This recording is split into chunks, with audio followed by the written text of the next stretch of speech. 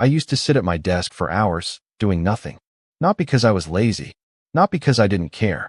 It was because my brain kept pulling me away from anything that actually mattered. And I thought something was wrong with me. Turns out, I was wrong about everything. Here's the truth nobody tells you.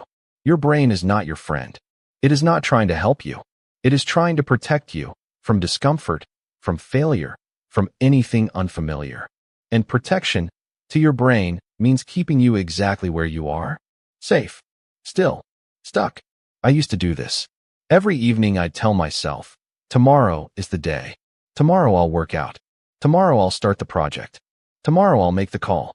And I'd scroll and scroll for hours. Meanwhile, the person I wanted to be was getting further and further away. The results were quiet, but they were real. I had no energy, no drive. Even the people around me could feel it. Conversations got shorter. Opportunities fell out of reach. I started believing the version of me that scrolled and avoided was just who I was. That was the most dangerous thought I ever had. Then I read something that changed everything. Your brain avoids hard things not because they're bad, but because they're new, unfamiliar, threatening to the version of you that exists right now. The discomfort you feel before starting something hard, that's not a stop sign. That's the signal. That's your brain telling you, this is where growth lives. Once I understood that, I stopped fighting myself and started using that feeling. Here's what I started doing, and it sounds almost too simple. When I felt resistance, instead of negotiating with my brain, I gave it one rule: 2 minutes.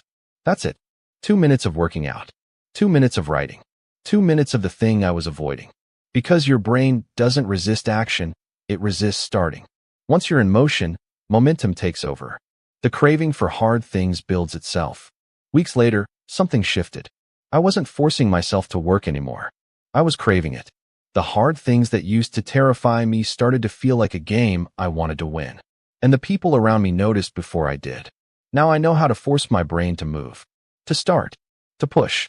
But there was one thing I still hadn't figured out. What to do when your mind turns against you at your highest point. That's part 2, and you don't want to miss it.